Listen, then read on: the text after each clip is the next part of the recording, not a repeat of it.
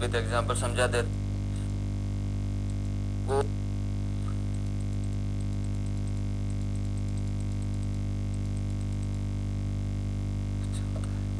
You जो कि इसके सीजी से जा रहा लोकेट दी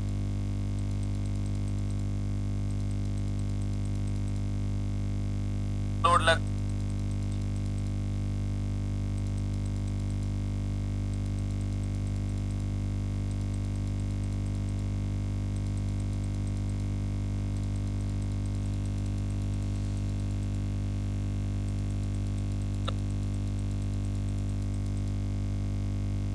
हो जाएगी।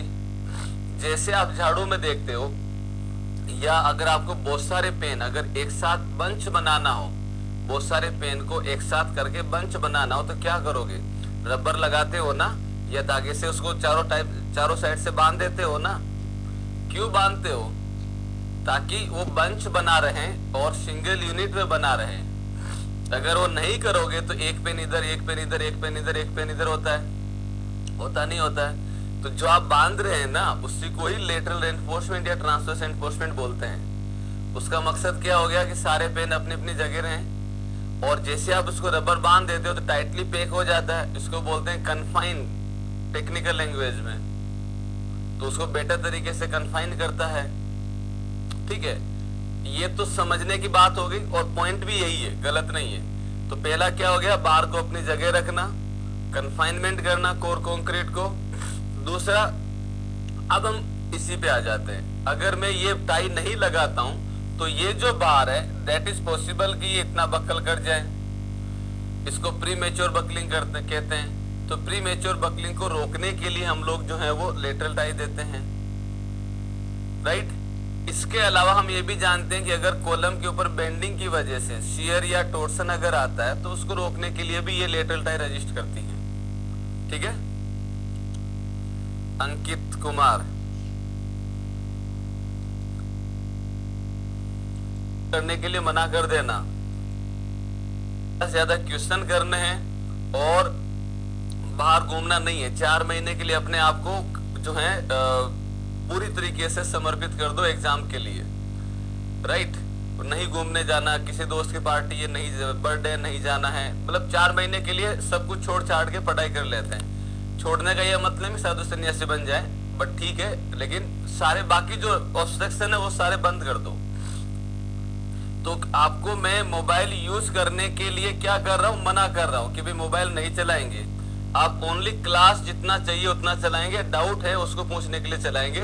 अपार्ट फ्रॉम दैट जितना भी सोशल मीडिया ऐप है नहीं यूज करेंगे। नहीं यूज करने का मतलब मैंने क्या कर दिया? आपको मना कर दिया। अब आपकी इच्छा हो रही है कि नहीं जो है मैं इसको देखूं, सो it is your willing, but it is restricted कि नहीं जाना है, नहीं करना है। ठीक है ना? तो अगर किसी चीज को रोक लेना, मना कर देना, तब वो कहलाता है रेस्ट्रिक्टेड कंडीशन में, और उसको हम लोग बोल देते हैं रेस्ट्रेंट कंडीशन। टेक्निकल स्ट्रक्चर की लैंग्वेज में बोले तो, सिविल में स्ट्रक्चर की लैंग्वेज में बोले तो। अब यहाँ पे कॉलम और बीम के लिए तो मोबाइल का कोई काम है नहीं। तो कॉलम और बीम के लिए पॉइंट क्या आता है कि भाई इक्विलिब्रियम कंडीशन सेटिस्फाई होनी चाहिए। इक्विलिब्रियम कंडीशन 3 है मेरे पास। Summation fx equal to 0, summation fy is equal to 0 and summation mz equal to 0। fx equal to 0 का मतलब है कि अगर कोई भी बॉडी, कोई भी मेंबर अपनी जगह है तो वो अपनी जगह ही बना रहे, इधर उधर ना जाए। तो लोड लगेगा तो पॉसिबल होगा ना, इधर उधर जा सकता है। अब इधर उधर किधर और कैसे? तो भाई या तो x में जा सकता है, या y में जा सकता है, या फिर ये रोटेट कर सकता है। तीनों चीजें 3 ही पॉसिबल है, या तो x में जाएगा, या y में जाएगा, या घूम जाएगा। तीनों में ही मना कर दें कि नहीं इक्विलिब्रियम कंडीशन सेटिस्फाई होगी होगी तो फिर नहीं जाना है, क्योंकि तीनों कहते हैं कि भाई डिस्प्लेसमेंट 0 होना चाहिए। तो 0 होना चाहिए, इसका मतलब जैसा है वैसा ही बना रहना चाहिए। तो अगर x में अगर नहीं जा रहा या y में नहीं जा रहा तो इसको बोला जाता है पोजीशन अपनी जगह से, पोजीशन और ट्रांसलेशन, है ना, अपनी जगह से डिस्प्लेस नहीं होना, तो ये हो जाएगा रेस्ट्रेंट कंडीशन। तो रेस्ट्रेंट कंडीशन किस किस में आती है? पोजीशन और ट्रांसलेशन में। कि भाई पोजीशन में कौन कौन मना करता है? एक तो फिक्स मना करता है, एक जो है हिंज मना करता है कि भाई नहीं अपनी जगह रहोगे, इधर उधर नहीं जाओगे।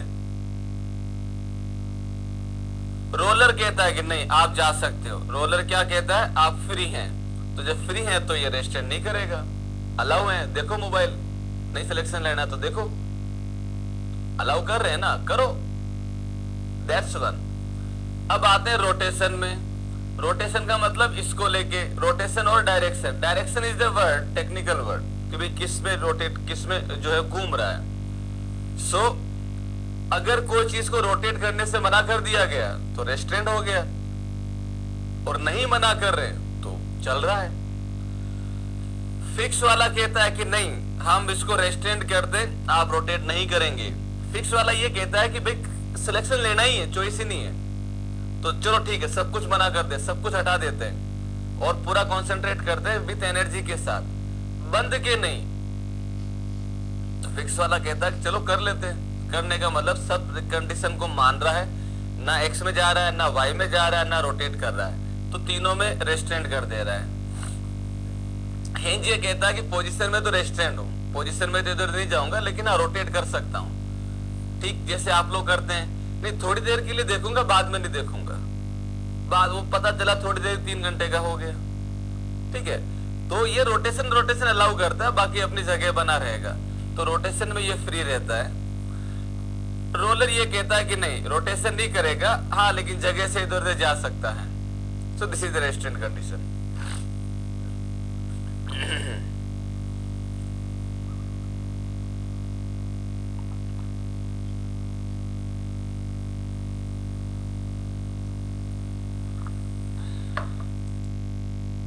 Prince, the minimum area of enforcement that is given, that is the 0.15 or 0.12% with respect to the grade of steel.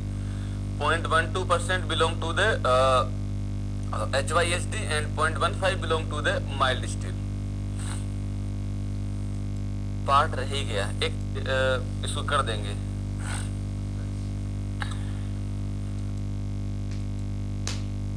X axis में नहीं होगा, पुट राउंड ऑफ का मतलब थोड़ा सा अगर ज्यादा दे देते हैं तो सेफ साइड रहेगा ना। जितना एक्यूरेट वैल्यू आया 112.5 आ गया, क्या 0.5 mm की आप एक्यूरेसी साइड पे मेंटेन कर सकते हैं? इम्पॉसिबल बात है, क्योंकि हम we are dealing with RCC component, so that might be थोड़ा बहुत चलता है, तो 5 का ऑर्डर आप रख सकते हैं, राउंडेड इंक्रीजिंग 5 के ऑर्डर में। स्लेब में डिक्रीजिंग में रखना है, स्लेब में डिक्रीजिंग में रखना है, स्लेब में ज्यादा डेप्थ नहीं होती है। विदाउट टाई का यूज कर सकते? बिल्कुल नहीं कर सकते without tie. Maximum area of distribution bar in slab कितना होगा? नो नहीं है। स्पाइरल वाले कॉलम में टेंशन आएगा? बिल्कुल आ सकता है। बीम में समझा दीजिए किसमें रेस्ट्रेन इन पोजीशन डायरेक्शन में आपने रिकमेंडेड वैल्यू का काम है। Ankit Kumar, that point is beam के अंदर जो है सपोर्ट कंडीशन होती है ना, और कॉलम के अंदर एंड रेस्टेंट कंडीशन होती हैं। चलो ये भी बताते हैं। ग्रोस एरिया क्या होता है? कौन बोल रहा है ये? ग्रोस का मतलब पूरा area, capital B capital D. Gross का मतलब पूरा एरिया, कैपिटल बी और कैपिटल डी। ठीक है ना, तो ध्यान रखिएगा ये। अब यहाँ पे थोड़ी सी 1-2 टर्म और टेक्निकल चीजें जान लो। देखो अगर मेरे पास में कोई भी बीम है, सपोज करिए this is the beam, right, और ये मेरे पास में है कॉलम, ये है कॉलम, ठीक है, और ये आ जाते हैं मेरे पास में दैट इज द हाँ ये आ जाते हैं दैट इज द, ये मान लेते हैं गर्डर, ये आ जाता है गर्डर। ये कुछ टेक्निकल चीजें जो हो सकता है आप लोगों से पूछ ली जाए। दिस इज द गर्डर और this is the beam and it is the column, it is the column। यहाँ पे इस L को बोला जाता है स्पान। यहाँ पे L को क्या बोलते हैं हम लोग? स्पान। इसमें भी मेरे पास में L इक्वल टू स्पान होगा, एंड यहाँ पे आ जाएगा that is L equal to length, L equal to length. तो ये ध्यान रखना है। दूसरा ये ध्यान रखना है, इसमें जो यहाँ पे ये जो बीम जिस जिस जिस अरेंजमेंट पे रेस्ट करती है, that arrangement is known as the support, और सपोर्ट हमेशा एक्सटर्नल होता है। यहाँ पे हम जो भी कंडीशन दे रहे हैं, चाहे वो सिंपली सपोर्ट है, चाहे वो फिक्स है, चाहे वो रोलर है, मैं तीनों एक साथ शो कर रहा हूं ताकि हम लोग समझ सके। So these terms are known as the support, ये कहलाते हैं सपोर्ट, और ये ऑलवेज एक्सटर्नल होते हैं। सपोर्ट मेरे पास में 3 तरीके का है, एक हो जाएगा फिक्स, एक हो जाएगा सिंपली सपोर्ट, और एक हो जाएगा रोलर।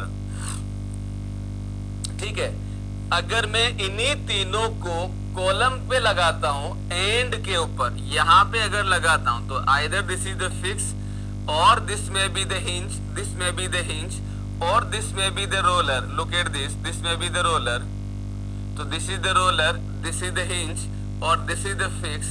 ये कहलाए जाते हैं, दीज आर नोन एज, ये जो कहलाए जाते हैं ये कहलाते हैं end restraint condition, not support, end restraint condition, end restraint condition, end restraint condition. So ध्यान रखिएगा कि कौन सी चीज किसके लिए बोली गई है, तो द टर्म विल इम्पोर्टेंट। ठीक है, तो ये ध्यान हो जाएगा। अगर यही सारी चीजें यहाँ पे अगर आ रही हैं, तो इसको हम लोग बोलते हैं, ये जो भी रहता है, that is known as the bearing, और जनरली या मोस्टली ये सिंपली सपोर्टेड या रोलर में रहता है, फिक्स नहीं रहता है। ब्रिज के अंदर जो है हमेशा सिंपली सपोर्ट ही रहता है, और सिंपली सपोर्टेड वो बीम है जिसके अंदर एक साइड हिंज लगा है और दूसरी साइड रोलर लगा है। This is the simply supported beam. जब हम स्ट्रक्चर स्टार्ट करेंगे, then I will explain this all point. So be aware. अच्छा, इसको लेके क्वेश्चन भी पूछे गए। चलो एक क्वेश्चन आपसे पूछ लेता हूं आपसे ये पूछ लेता हूं, what is the end restraint constant for cantilever beam या कैंटिलीवर सेक्शन? रिपीट कर रहा हूं, आंसर दीजिएगा। What is the end restraint condition, what is the end restraint factor या कोफिशिएंट, फैक्टर बेटर वर्ड है, end restraint factor for the cantilever section? Tell me, या cantilever column बोल दो।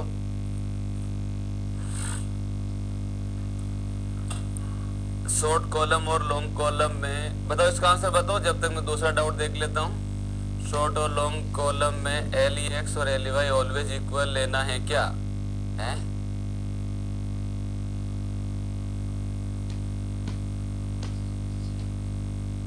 Accurate नहीं समझ पा रहे हैं, कहना क्या चाह रहे हो?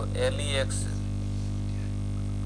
व्हाट इज नहीं, वो टोल्ड यू LEX और LEY जो होता है, अगर आप L क्या है यार, लेंथ इन x डायरेक्शन और लेंथ इन y डायरेक्शन बोल रहे हैं।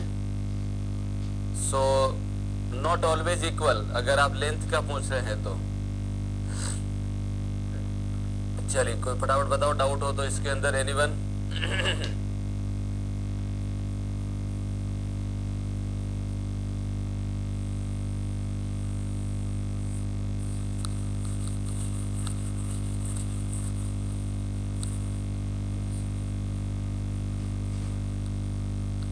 ऐसा क्वेश्चन आपके एग्जाम में पूछा हुआ है?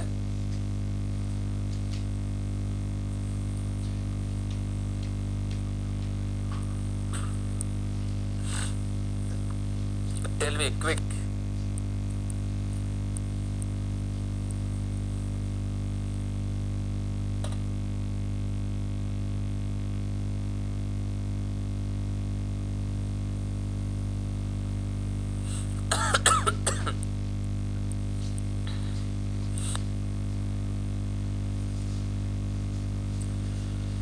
So my dear friends, cantilever section माने हमारे पास में जो सेक्शन होगा वो क्या हो जाएगा? कैंटिलीवर सेक्शन की अगर हम बात करें, so the section becomes like this. So इसके लिए L इफेक्टिव जो रहता है, that is the 2.0 L, the constant is the K, और K का वैल्यू हो जाएगा 2.0। k का वैल्यू हो जाएगा 2.0, right.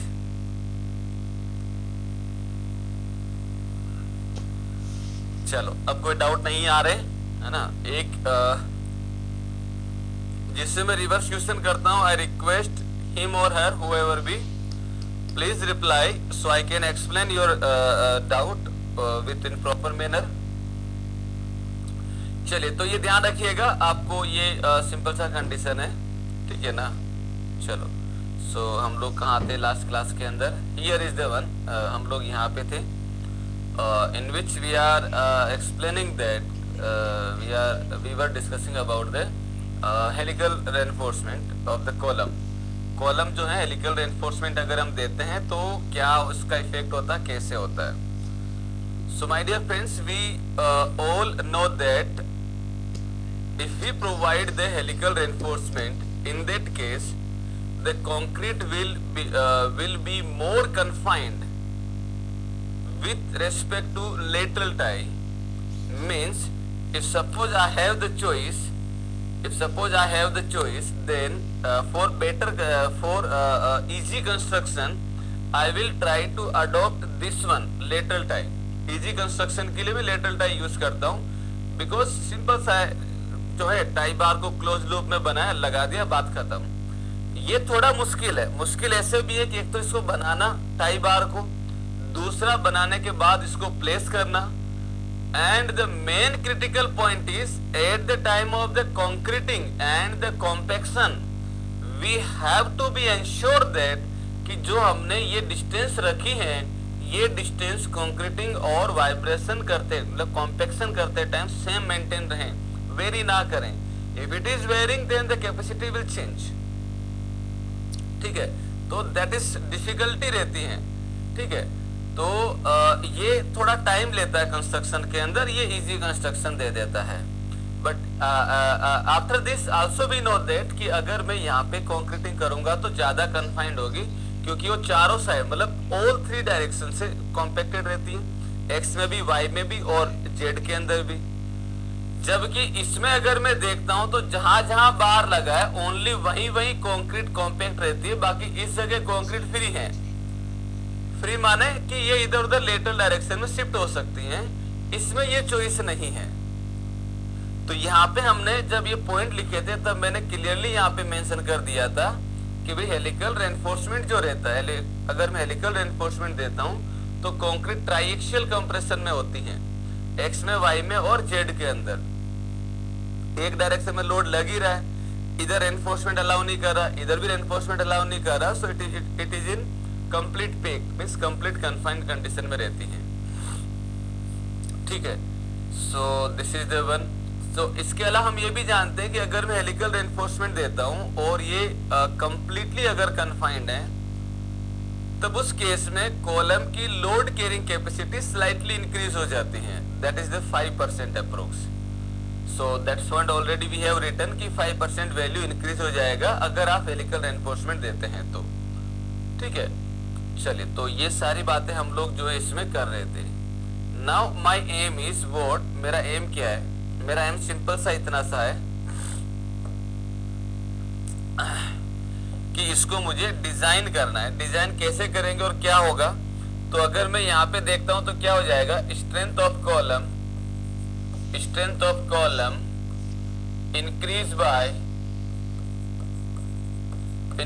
by 5% with helical reinforcement। अगर मैं helical reinforcement देता हूं तो strength will definitely increase by 5%। so अगर मान लीजिए मेरे पास में short column है, for example I have the short column, और शॉर्ट कॉलम के लिए अगर मैं इक्वेशन लिखूंगा तो that equation is 1.05 sigma CC into A C plus sigma S into A S. WSM में यही इक्वेशन होगा। एलएसएम में अगर इक्वेशन देखेंगे तो P U is equal to 1.05 that is the 0.4 F C के into A C plus 0.67 F Y into A S. This is in LSM, this is in LSM और this is in WSM. अगर long column के लिए देखेंगे, अगर मान लो मेरे पास में लॉन्ग कॉलम आ जाता है तो लॉन्ग कॉलम के लिए ये जो इक्वेशन है that equation multiply with the C R, right.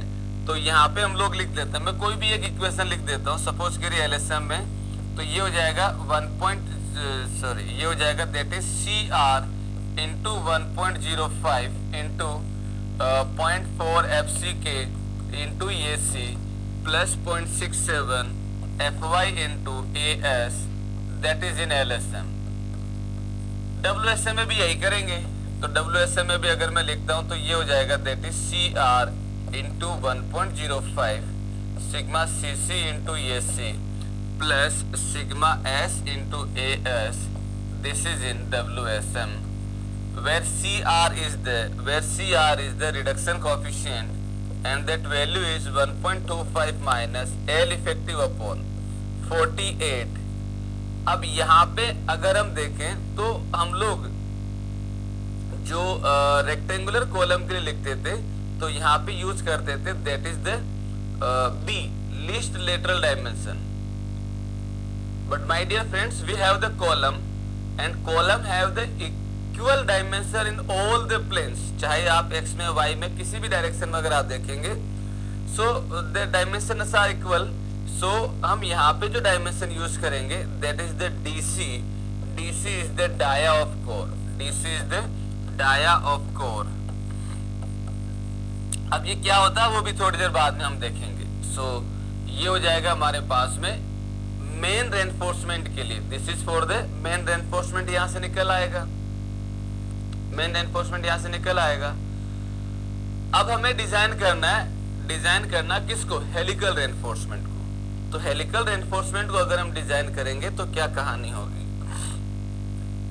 तो नेक्स्ट हो जाएगा that is design of helical reinforcement, design of helical reinforcement बाद में हम देखेंगे। So DC is the dia of core, DC is the,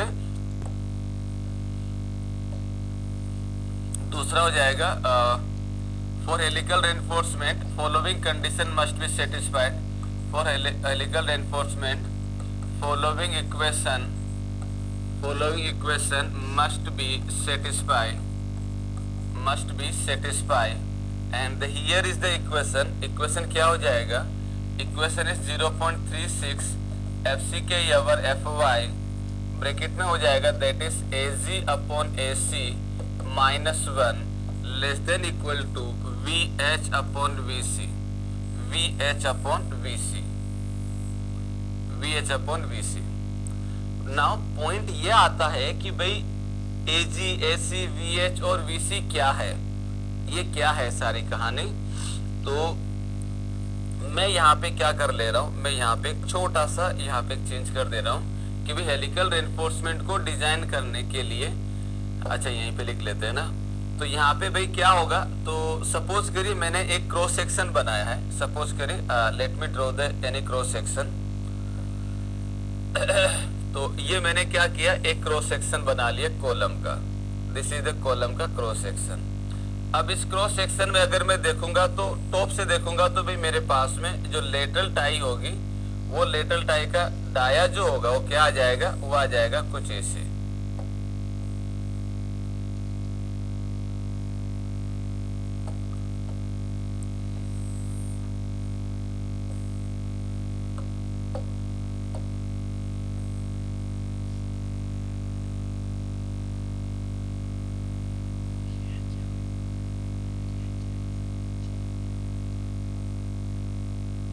चलिए, तो ये आपके पास में दोस्तों जो है वो एक सेक्शन बन गया, लुक एट दिस, एंड इसमें अगर हम देखेंगे तो ये हो जाएगा सेंट्रोइडल एक्सिस, ये हो जाएगा centroidal axis. Now my dear friends, अगर मैं इस कॉलम में देखता हूं तो इस कॉलम के अंदर क्या शो हो रहा है, इस कॉलम में जो शो हो रहा है वो हो जाएगा कुछ ऐसे, इसको सही मान लीजिएगा, है ना, इसको थोड़ा सेंटर पे मान लीजिएगा, ज्यादा है ना डायग्राम पे वो मत रहिएगा कि सर अच्छा नहीं बना, समझ में आ जाना चाहिए। अब अगर मैं यहाँ पे देखता हूँ दोस्तों तो क्या होगा, बाहर से बाहर तक का जो डाया होगा, बाहर से बाहर तक का जो डाया होगा, that dia is known as the capital D gross dia. बाहर से बाहर तक का जो डाया होगा that dia is known as the gross dia. D is the gross dia और कॉलम डाया, और डाया ऑफ कॉलम, ये आपको गिवन रहेगा, ये आपको गिवन रहेगा। नाउ नेक्स्ट आता है that is the DC, next आता है DC.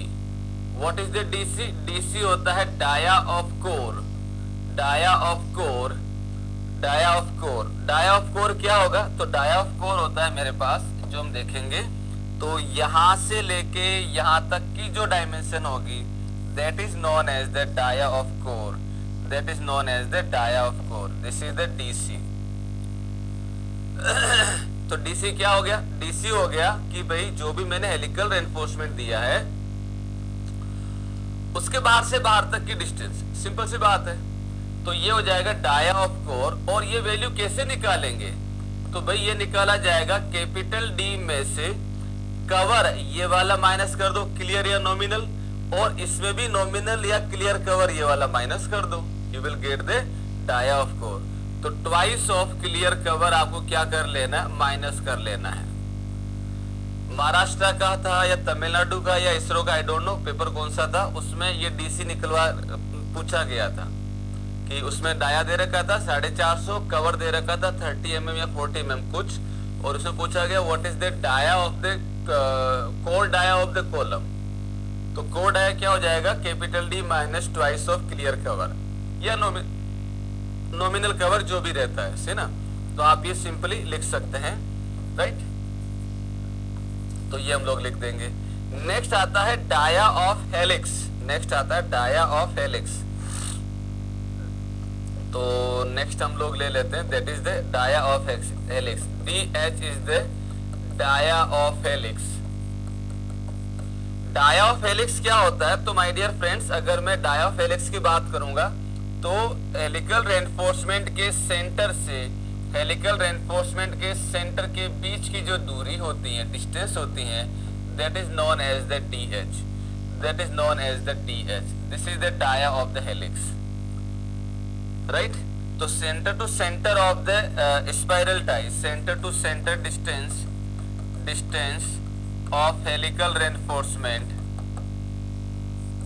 Helical reinforcement, that is known as the dia of the helix. What is इसका वैल्यू हम कैसे कैलकुलेट करेंगे? तो D H will be, what is this, कैसे कैलकुलेट करेंगे? अगर मैं इसका डाया, हेलिकल रेनफोर्समेंट का डाया फाई टी से रिप्रेजेंट कर देता हूं, जो कि हमने ऊपर निकाला भी है, जो कि हमने ऊपर निकाला भी है, ठीक है ना। तो क्या हो जाएगा? पूरे डी में से क्लियर कवर इधर, क्लियर कवर इधर, तो पूरे डी में से twice of clear cover, twice of clear cover, आधा डाया इधर से, आधा डाया इधर से, तो मैं ये कर देता हूं minus 5t। So by this we can calculate the D H, we can calculate the D H और डी सी अकॉर्डिंगली, ठीक है। सो नाउ ये तो हमने जो है यहाँ पे शो किए। अब इस इक्वेशन में, अब इस इक्वेशन में हमारे पास जो है वो कौन जो टर्म यूज किए गए उसके बारे में देख लेते हैं। So in this equation if suppose I want to see, then AG, AC, VH और वीसी, चार टर्म्स है जिसको देखना है। तो यहाँ पे आ जाएगा AG. What is the AG? तो एजी हो जाएगा that is gross area of column, gross area of column. अब हम लोग इस सब्जेक्ट के बाद में still twice of clear cover, twice of clear cover, आधा डाया इधर से, आधा डाया इधर से, तो मैं ये कर देता हूं minus 5t। So by this we can calculate the D H, we can calculate the D H और डी सी अकॉर्डिंगली, ठीक है। सो नाउ ये तो हमने जो है यहाँ पे शो किए। अब इस इक्वेशन में, अब इस इक्वेशन में हमारे पास जो है वो कौन जो टर्म यूज किए गए उसके बारे में देख लेते हैं। So in this equation if suppose I want to see, then AG, AC, VH और वीसी, चार टर्म्स है जिसको देखना है। तो यहाँ पे आ जाएगा AG. What is the AG? तो एजी हो जाएगा that is gross area of column, gross area of column. अब हम लोग इस सब्जेक्ट के बाद में स्टिल ही शुरू करेंगे, उसका बेसिक यहीं से थोड़ा बना लीजिए। कहीं नोट फॉर स्टील, आरसीसी और स्ट्रक्चर सोम एनीवेयर, अगर ग्रोस वर्ड लिखा आ जाता है तो उसमें आपको कुछ भी माइनस नहीं करना रहता है, पूरी डायमेंशन लेनी है, चाहे वो वहां पे हो या ना हो। आ रहा समझ में? जैसे अगर मैं बोलता हूं कि भी व्हाट इज द, ये मैंने बीम लिया और मैं जब कैलकुलेशन करता हूं तो क्या लिखता हूं, बी और डी, तो मैं लिखता हूं कि भी B into D area, cross sectional area में यूज कर रहा हूं, ये यूज करता हूं। लेकिन अगर मैं इस क्रॉस सेक्शन की जगह लिख दूं ग्रोस क्रॉस सेक्शन, अगर मैं लिख दूं ग्रोस क्रॉस सेक्शन, तो ग्रोस क्रॉस सेक्शन का मतलब हो जाएगा बी, और अब मैं यहाँ पे डायमेंशन यूज करूंगा, that is the capital D. तो wherever the gross word is written या mentioned in the problem, that means आपको पूरा डायमेंशन लेना है, चाहे आप उसको वहां पे यूज कर रहे हैं या नहीं कर रहे हैं, ये नहीं है, ग्रोस का मतलब लेना ही है, ठीक है ना? तो ध्यान रखिएगा ये। तो जब मैं ग्रोस की बात कर रहा हूं यहाँ पे तो ग्रोस में क्या हो जाएगा, ग्रोस में हो जाएगा simply the things that is AG is equal to pi by 4 into D square. So ये तो सर्कुलर कॉलम है तो एरिया सब जानते हैं। दूसरा हो जाएगा दैट इज, ये हो जाएगा, क्या हो जाएगा, core area of concrete, area of concrete, area of column, core area of the column. तो ये भी सिंपल है, दैट इज क्या हो जाएगा, AC is equal to pi by 4 into DC का square, this is the one, this become the AC। Now VC क्या हो जाएगा, दैट इज VC होगा volume of core concrete, volume of core concrete. जैसे हम लोग स्लेब को design कर रहे थे, जैसे हम लोग स्लेब को डिजाइन कर रहे थे, जो भी LX और LY दे रखा है, हम पूरी डायमेंशन ना लेके हम बोलते हैं कि 1 मीटर वाइड स्ट्रिप को लेके हम लोग एनालिसिस करते हैं, 1 मीटर वाइड स्ट्रिप को लेके एनालिसिस करते हैं। The same thing we will apply here, will not take the complete length of the column in the design calculation. हम क्या करेंगे, हम जो है उसके अंदर, इस कॉलम के अंदर जो भी हमारे पास में है, दिस इज द कॉलम का लेंथ, और इसमें मान लीजिए ये सारा रेनफोर्समेंट दे रखा है, this is the reinforcement which is given. What we are doing कि हम लोग जो है कोई भी एक 1 मीटर का स्ट्रिप कट कर लेंगे, this is the unit length 1 metre. इस 1 मीटर में जो हम लोग रेनफोर्समेंट देंगे, जो स्पेसिंग रखेंगे यानी कि पिच रखेंगे, सेम इक्विवेलेंटली और accordingly will distribute in rest of the column. Clear हो गया? तो यहाँ पे हम क्या लिख रहे हैं, volume of core concrete in unit length, in unit length, और यहाँ पे यूनिट लेंथ होता है दैट इज द 1 मीटर। तो भाई हमें निकालना वॉल्यूम, वॉल्यूम क्या होता है, एरिया इंटू लेंथ। भाई तीनों डायमेंशन को मल्टीप्लाई कर दो, एरिया मेरे पास में किसका वॉल्यूम निकालना, कोर कंक्रीट का, तो ये लो, तो ये हो जाएगा that is VC is equal to that is what, pi by 4 DC square into 1000। So I will get the VC from here, area into length, length is the unit, that is the 1 meter. Now the next part is the important, ये रटना नहीं है, that is the VH हो जाएगा volume of helix, volume of helical reinforcement या helix, volume of helix, या तो ये लिखा जा सकता है या हेलिकल रेनफोर्समेंट, या helical reinforcement in unit length, that is also the 1 metre, so इस 1 मीटर की लेंथ में हेलिकल रेनफोर्समेंट का एरिया कितना है, नहीं पता कितना है। क्यों नहीं पता है, कारण ये है दोस्तों कि भी मेरे पास में हेलिकल रेनफोर्समेंट कोई सर्कुलर रिंग में नहीं लगा हुआ है, जिसको मैं एक रिंग का निकाल दूं और नंबर ऑफ रिंग से मल्टीप्लाई कर दूं, वो तो नहीं है। व्हाट आई हैव, मेरे पास में जो रेनफोर्समेंट है मेरे पास में जो रेनफोर्समेंट दे रखा है वो दे रखा है कुछ इस फॉर्म के अंदर, कुछ इस फॉर्म के अंदर। अगर मैं इसको डाया समेत शो करता हूं तो ये कुछ इस फॉर्म में दे रखा है, लाइक दिस, लाइक दिस। मैं क्या कर रहा हूं, मैं सिंपल सी एक बात कर रहा हूं कि भाई ये एक टर्न देने पे ऐसे जाके फिर वापस यहां आता है, तो इस एक टर्म के अंदर, एक टर्न के अंदर TURN, इस एक टर्न के अंदर कितना वॉल्यूम आ रहा है वो मैं निकाल लूं। रिपीट कर रहा हूं, एक टर्न के अंदर कितना वॉल्यूम आ रहा है वो मैं निकाल लेता हूं। तो माय डियर फ्रेंड्स, कैसे निकालेंगे? तो हम अगर स्प्रिंग को ऊपर से अगर देखते हैं तो सर्कुलर होता है spring is the helical reinforcement type का हो गया। तो अगर मैं ऊपर से देखूंगा तो सर्कल दिखता है। तो सर्कल का अगर मुझे वॉल्यूम अगर देखना है तो क्या करेंगे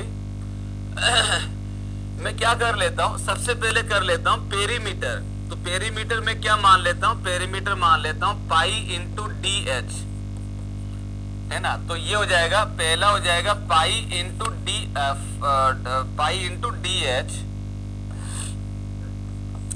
into DH। DH is the dia of the helix, DH is the dia of the helix, ठीक है। तो एक टर्न की लेंथ कितनी हो गई, लेंथ हो गई पेरीमीटर, या तो 2 पाई R लिख दो, रेडियस की टर्म्स में लिखूंगा, और अगर डाया की टर्म्स में लिखूंगा तो पाई DS लिख देता हूं। तो दिस इज द लेंथ। अब इसको मल्टीप्लाई किससे करना है, क्रॉस सेक्शनल से। तो क्रॉस सेक्शन क्या होगा, यहाँ पे कट करो तो यहाँ का क्रॉस सेक्शन हो जाएगा पाई बाई 4 इंटू 5T का square. This is the cross section. तो यहाँ पे आ जाएगा मेरे पास, दैट इज ये आ जाएगा, इसको मैं ब्रैकेट में कर देता हूं, into pi by 4 into 5T का square. This is the cross section, इसको भी ब्रैकेट में लिख दो समझने के लिए। तो एक टर्न में यहां से शुरू हुआ, फिर बढ़ के वापस यहां आया। तो एक टर्न में जो वॉल्यूम आया है that is the length into cross section area. Length यहाँ पे पेरीमीटर पाई इंटू DH, और एरिया हो गया हेलिकल रेनफोर्समेंट का cross section area pi by 4 into 5T square. Easy. Now अब हमें यह देखना है कि भाई इस 1 मीटर की लेंथ में कितने टर्न आ रहे हैं, उन टर्न से मल्टीप्लाई कर दो। तो कितने टर्न आ रहे हैं, सो दिस इज द लेंथ। अगर मैं इस लेंथ के अंदर इस एक टर्न का डिवाइड कर दूं पिच या स्पेसिंग का, तो नंबर ऑफ द टर्न आ जाएंगे। तो यहां पे मैं क्या लिखूंगा, that is 1000 divided by pitch. भाई एक टर्न और दूसरे टर्न के बीच में पिच ही तो है, तो मैं पिच का अगर डिवाइड कर दूंगा तो मुझे नंबर ऑफ टर्न मिल जाएंगे। सो this is the one by which you can calculate the VH। This is the way by, ये आप लोग कैलकुलेट कर सकते हैं कुछ ऐसे। Okay, this is the cross section area of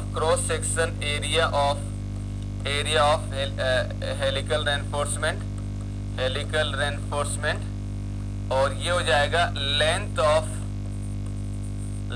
of helix in 1 turn, और ये हो जाएगा नंबर ऑफ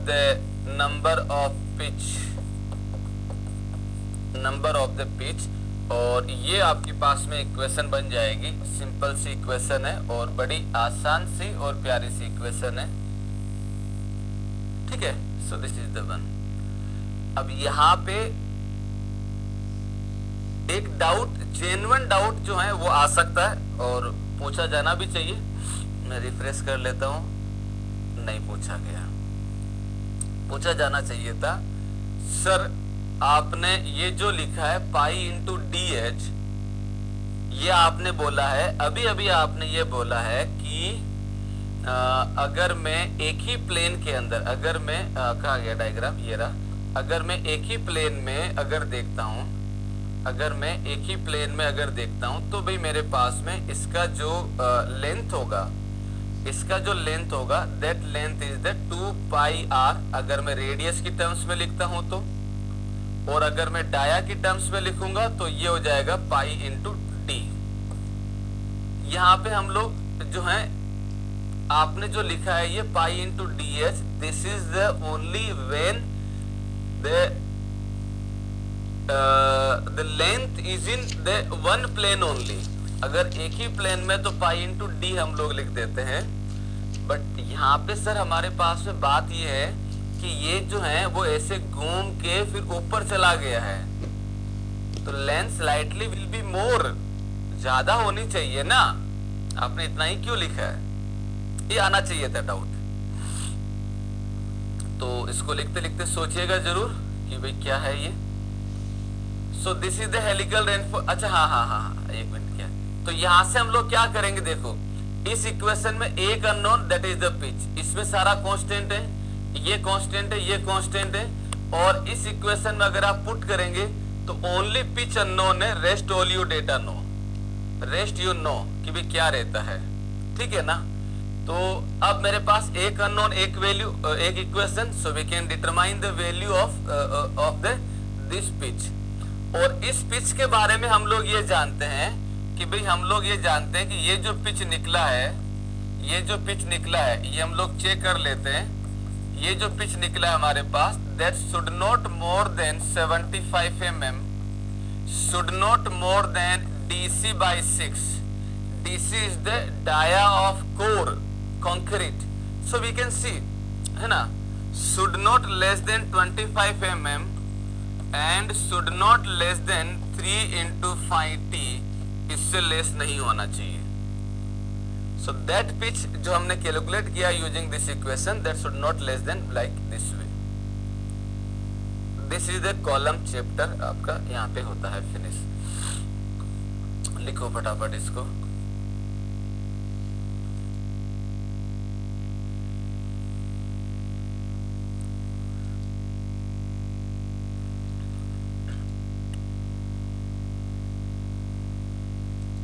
तब उस केस में जो है वो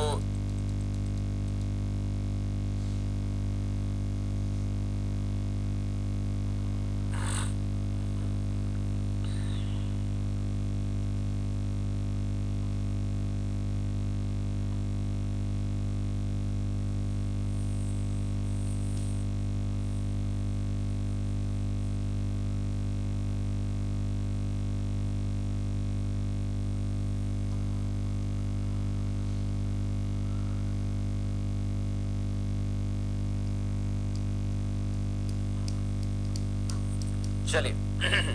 सो this is all about the design of the circular column.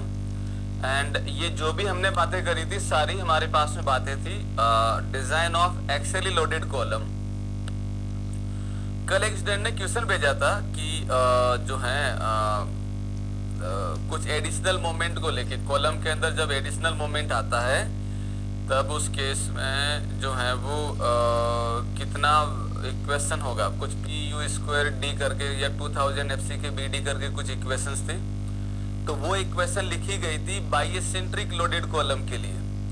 चूंकि SSC JEE ऑनलाइन पेपर ले रहा है और वो variety of information you know that कि वो बहुत ज़्यादा कुछ पूछ रहा है, तो मैं जो इम्पोर्टेंट पॉइंट है यूनिसेंट्रिक और बाइसेंट्रिक लोडेड कॉलम के वो मैं आपको लिखवा देता हूँ। जस्ट उनको ही ध्यान रखिए, ज़्यादा ज़रूरत में नहीं है। क्यों है, क्या है, कैसे है वो भी जानने की जरूरत नहीं है, क्योंकि JEN के लिए जितना बता रहे उतना ही एनफ रखिए, है ना। But I will try to explain something, थोड़ा तो बताऊंगा बट बहुत ज्यादा डेप्थ में हम लोग नहीं चलेंगे, बहुत ज्यादा उसमें एक्सप्लेनेशन में नहीं जाएंगे, राइट। चलिए, तो नेक्स्ट हेडिंग लगाइए, design of unicentric loaded column. Design of unicentric loaded column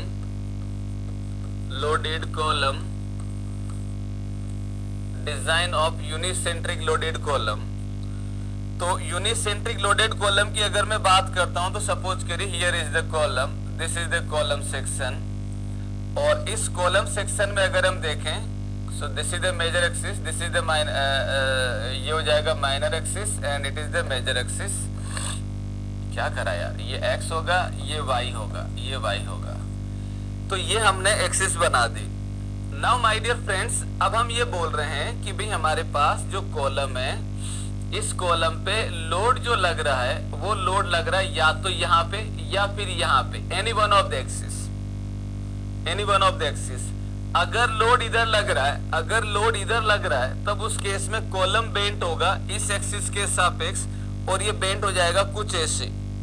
अगर ऐसे बेंट होता है तो इधर की साइड कंप्रेशन होगा और इधर की साइड टेंशन होगा, यानी कि इधर की साइड कंप्रेशन होगा, इधर की साइड टेंशन होगा, एंड अकॉर्डिंगली हम लोग रेनफोर्समेंट दे देंगे।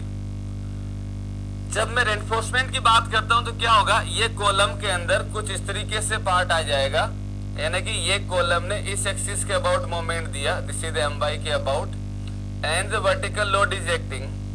तो इस केस में हम लोग P की वजह से एरिया ऑफ स्टील देंगे, that value is the 0.4 FC के FY plus 0.67 FY into AS।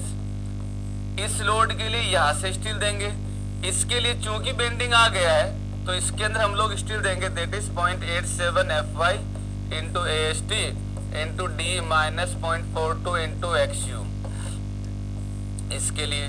तो यहाँ से AST आएगा, तो ये ST इस लोड की वजह से और ये ST आया इस मोमेंट की वजह से, तो दोनों को सम करके फिर हम लोग अकॉर्डिंगली इसमें स्टील प्रोवाइड करेंगे। अगर लोड यहाँ लगता है, अगर लोड यहाँ लगता है तो ये मोमेंट करेगा इस एक्सिस के अबाउट। इन दैट केस यहाँ पे My की जगह ये आ जाएगा, फिर इधर वाला शो कर देंगे तो ये हो जाएगा Mx हो जाएगा। तो माय डियर फ्रेंड्स, ये जो हम लोग शो कर रहे हैं कि अगर यूनिसेंट्रिक कॉलम है तो या तो Mx मोमेंट होगा या My होगा। अगर मैं इसको LSM से बोल देता हूं तो या तो MUX होगा या MUY होगा या MUY होगा, दोनों में से कोई एक होगा, दोनों नहीं होंगे। तो MUX या P होगा या फिर MUY या P होगा, ये दो कॉम्बिनेशन बनेंगे। तो यहाँ पे जो लोड है, यहाँ पे जो कॉलम है उसके ऊपर एक्सियल लोड भी लग रहा है, that is the P, and the moment is also acting either MUX और आइदर MUY। तो मुझे क्या करना है, दोनों के लिए स्टील निकालना है। तब कोड ये कहता है कि जो कॉलम बनाए जाते हैं वो सामान्यतः हमारे पास B और D लगभग सारे कॉलम की सेम रहती हैं। अगर आप थोड़ा ऑब्जर्व करते हैं तो आपने देखा होगा कि 90% बिल्डिंग्स के अंदर कॉलम का डायमेंशन लगभग फाइनल है, 200 बाय 300, 250 बाय 300, मतलब लगभग यही डायमेंशन चलती हैं। और मोस्टली कॉलम रेक्टेंगल हैं, या मोस्टली तो रेक्टेंगल हैं, कुछ एक सर्कुलर भी है, कुछ एक स्क्वायर भी हैं, उनका डायमेंशन भी हमें ऑलमोस्ट पता है। ग्रेड ऑफ स्टील हम लोग जनरली यूज करते हैं 250 और 415 बेसिक स्टील हम लोग इसमें LSM में ले लेते हैं, ठीक है ना। तो कुछ जनरल कॉलम के लिए जिसके अंदर यूनिसेंट्रिक सिचुएशन आ रही है,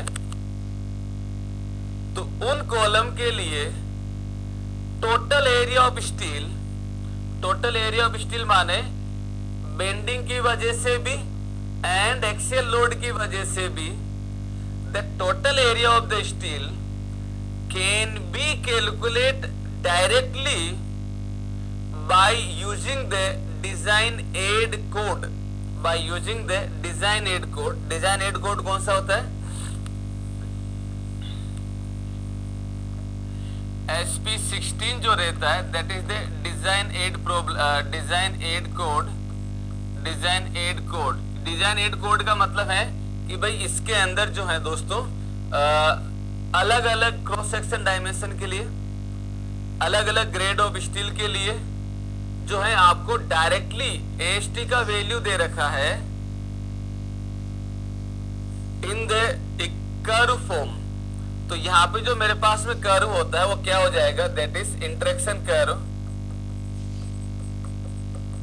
इंटरेक्शन कर्व। और ये इंटरेक्शन कर्व दिया जाता है SP16 में, जो आपको डायरेक्टली वैल्यू देगा AST के लिए। कैसे देगा, क्या होगा, तो उसको जरा समझते हैं, उसको जरा समझते हैं कहानी क्या है ये।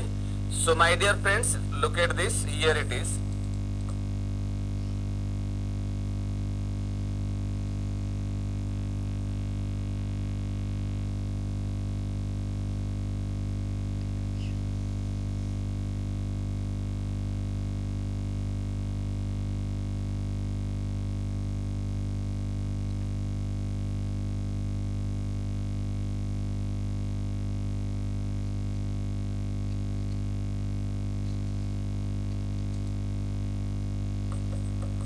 इंटरेक्शन कर्व, और ये इंटरेक्शन कर्व दिया जाता है SP16 में, जो आपको डायरेक्टली वैल्यू देगा HT के लिए। कैसे देगा, क्या होगा, तो उसको जरा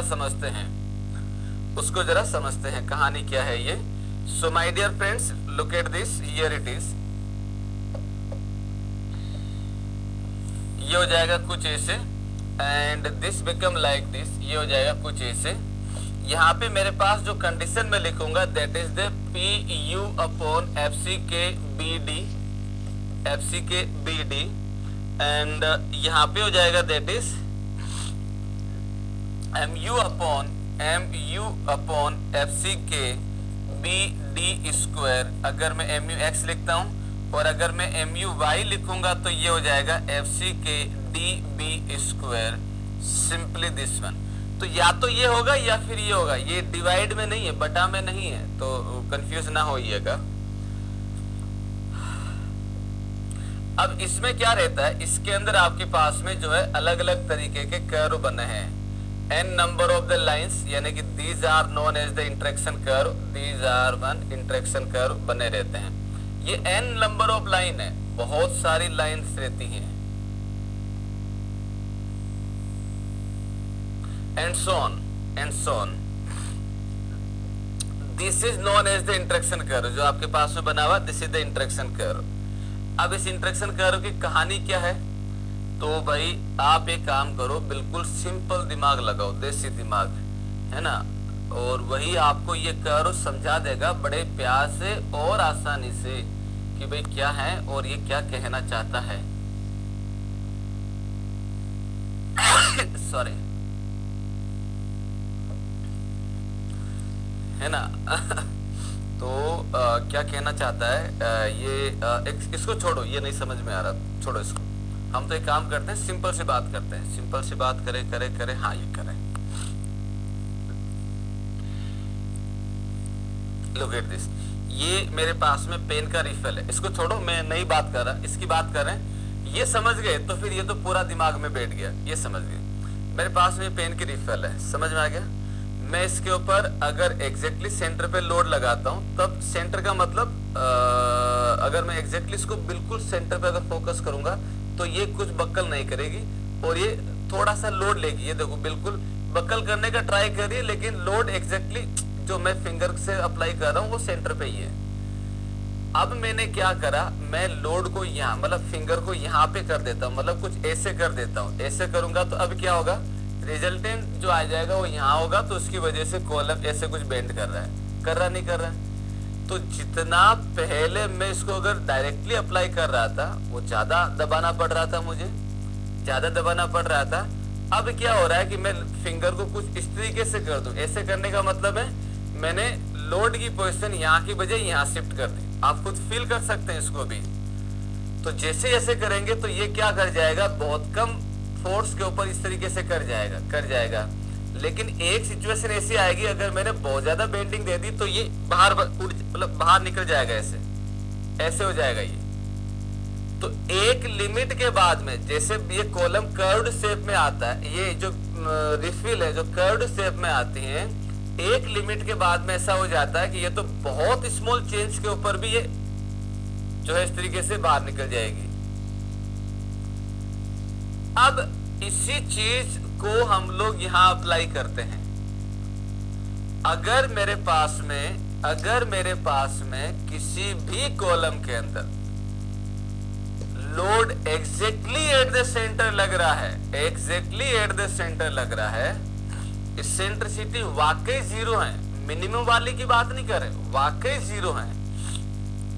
तो इसेंट्रिसिटी अगर जीरो हो गया तो माय डियर फ्रेंड्स यहाँ पे MUX और MUY दोनों ही जीरो होगा, क्योंकि MUX और MUY आ तभी रहे ना जब EX और EY था। अगर मेरे पास EX और EY है ही नहीं तो फिर ये भी नहीं, ये नहीं तो हम ये जानते हैं कि भाई अगर ऐसी सिचुएशन है तो मोमेंट जीरो हो गया तो हम लोग ये बोल देते हैं कि भाई मेरे पास दैट इज द सबसे ज्यादा लोड कैरिंग कैपेसिटी होगी, जिसको मैं बोल देता हूं ultimate load carrying capacity of the column. Ultimate load carrying capacity of the column. ठीक है ना। तो पी यू जेड हो जाएगा, that is what, P U Z हो जाएगा मेरे पास, that is P U Z हो जाएगा, that is what is that, ultimate strength of the column, ultimate strength of column और strength of column with zero eccentricity, strength of column with zero eccentricity, zero eccentricity.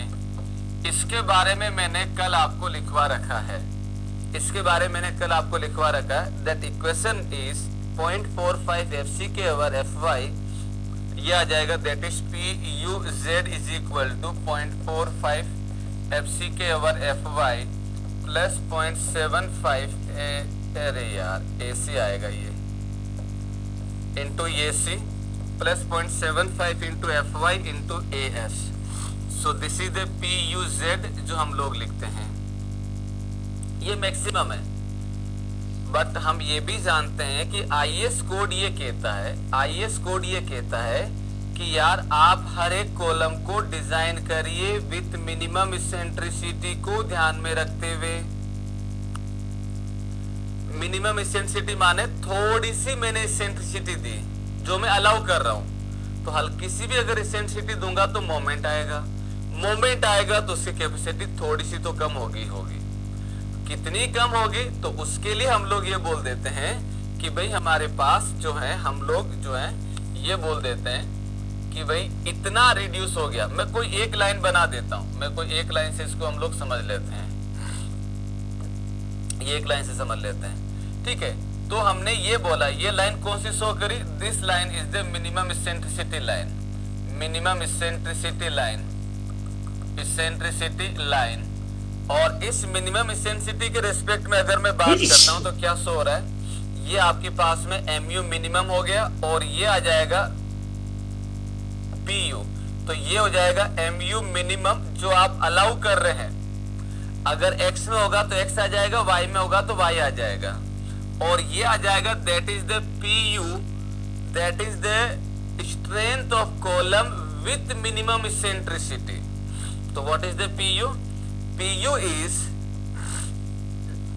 what is the PU? PU is the strength of column, strength of column with minimum eccentricity, with minimum eccentricity. और we know that PU is given by 0.4 FCK into AC plus 0.67 FY into AS. This is the PU. और ये value इस value का लगभग 11% less रहता है, ये मैंने लिखवा रखा है नोट्स के अंदर। चलो, तो ये तो मिनिमम, ये हमने मिनिमम इसेंट्रिसिटी को लेके बात कर ली, क्लियर हो गया। अब जैसे जैसे आप मोमेंट का वैल्यू बढ़ाते जाएंगे, माने जैसे जैसे आप इसेंट्रिसिटी बढ़ाते जाएंगे वैसे वैसे मोमेंट का वैल्यू बढ़ेगा, तो कॉलम की एक्सियल लोड कैरिंग कैपेसिटी कम होगी। हियर इज, ये आप इसको देख लीजिए, जैसे जैसे आप अगर यहाँ लगा रहे इसेंट्रिसिटी 0 तो कुछ ले रहा है, हल्का सा इधर किया तो ये बेंड होना शुरू कर देगा। अगर लोड की पोजीशन यहाँ कर देंगे तो ये बहुत कम लोड पे इतना बक्कल कर जाएगा, हाँ या ना। तो अगर आप जो है जैसे जैसे इसमें इसेंट्रिसिटी माने अगर मोमेंट का वैल्यू बढ़ाते जाएंगे, तो in that situation the load carrying capacity of the column becomes less। तो ये हो जाएगा MU1 किसी भी और सिचुएशन पे, तो ये हो जाएगा PU1। तो जैसे जैसे मोमेंट बढ़ा लोड कैरिंग कैपेसिटी कम हुई। एक सिचुएशन ऐसी आ जाएगी जिसके अंदर ये बोलेगा कि इससे ज्यादा मोमेंट अब मैं नहीं ले सकता। उस टाइम कॉलम की एक्सियल लोड कैरिंग कैपेसिटी सबसे कम होगी, सबसे कम होगी। यानी कि ये जो सिचुएशन आता है, दिस इज द सिचुएशन जहां पे हम लोग ये बोलते हैं कि ये मैक्सिमम मोमेंट है। दिस इज द MU2 जिसके रेस्पेक्ट हम लोग बोल देते हैं दिस इज द PU2। ये वो सिचुएशन है जो कोई भी कॉलम इसेंट्रिसिटी के साथ, मैक्सिमम इसेंट्रिसिटी के साथ लोड लेगा, बट इसकी एक्सियल लोड कैरिंग कैपेसिटी बहुत कम होगी। लुक एट दिस, इतना अगर कॉलम हो गया तो फेल हो जाएगा। ये समझने के लिए बोल रहे हैं, अगर इससे ज्यादा आपने मोमेंट कर दिया तो ये तो पूरा ऐसे हो जाएगा, क्रश हो जाएगा। इट मीन्स वो फिर लोड ले ही नहीं पाएगा, फिर वो फेल ही होना है, चॉइस ही नहीं है। Everyone clear? ठीक है ना? तो यहाँ पे अगर मैं देखता हूं तो क्या हो जाएगा, इस वाले पार्ट को मैं अलग लाइन में इसमें शो कर देता हूं, तो ये आ जाएगा कुछ ऐसे। This is the one. ये आता है कंप्रेशन जोन, जिसमें कंक्रीट जो है वो लोड को बियर करता है, और ये आता है टेंशन जोन, जिसमें अब ये फेल होगा ही होगा, और कोई चॉइस नहीं बची है, और कोई चॉइस नहीं बची है। ठीक है, चलिए। सो दिस इज द इक्वेशन जो आपको ध्यान रखना है। So this is the interaction curve. अब पॉइंट आता है, सर ये तो आपने कर्व को समझाया है, मिला क्या है? मिला क्या है? ये तो आपने कर्व को समझा दिया कि भाई ये कर्व क्या शो कर रहा है, ये सारी बातें शो कर रहा है। अच्छी बात है। जेईएन में तो शायद ही ये पूछेंगे, फिर भी लिख लेते हैं, हो सकता है पूछ ले, क्योंकि वेरी कर रहा है चीजें। अब इससे मिल क्या रहा है? अगर हमें क्वेश्चन में ये पूछ ले कि भाई जो है इंटरेक्शन कर्व आपको क्या शो करता है, क्या वैल्यू देता है, कौन सी वैल्यू देता है? सो दिस इंटरेक्शन कर्व जो है, दिस इंटरेक्शन कर्व जो है क्या वैल्यू देता है? तो सपोज करिए दोस्तों, मेरे पास में क्या करें, मान लीजिए मैंने कोई भी एक पॉइंट लिया, ध्यान से सुनिएगा। मान लीजिए मैंने कोई भी एक पॉइंट लिया, दिस पॉइंट। ये पॉइंट क्या है? ये पॉइंट क्या है? तो माय डियर फ्रेंड्स, ये पॉइंट क्या है? ये आ जाएगा दिस वन, एंड ये आ जाएगा दिस वन। तो इस पर्टिकुलर लोड के रेस्पेक्ट में, दिस इज ए PU3, इस पर्टिकुलर एक्सियल लोड के लिए और इस पर्टिकुलर MU3 मोमेंट के लिए, MU3 मोमेंट के लिए आपको ये कांस्टेंट का वैल्यू देता है K। मोमेंट माने इसमें जब पुट करोगे ना, अगर x है तो x वाला पुट करोगे, y है तो y वाले में पुट करके एक कोफिशिएंट निकालोगे, x वैल्यू, उसके रेस्पेक्ट में ये आ गया, इस इक्वेशन में पुट करोगे और ये वैल्यू आ गया y वैल्यू, दोनों को एक्सटेंड करोगे तो आपके पास k पॉइंट मिलेगा, दैट इज कॉल्ड कांस्टेंट। और ये कांस्टेंट देता है आपको ratio of, this gives the ratio of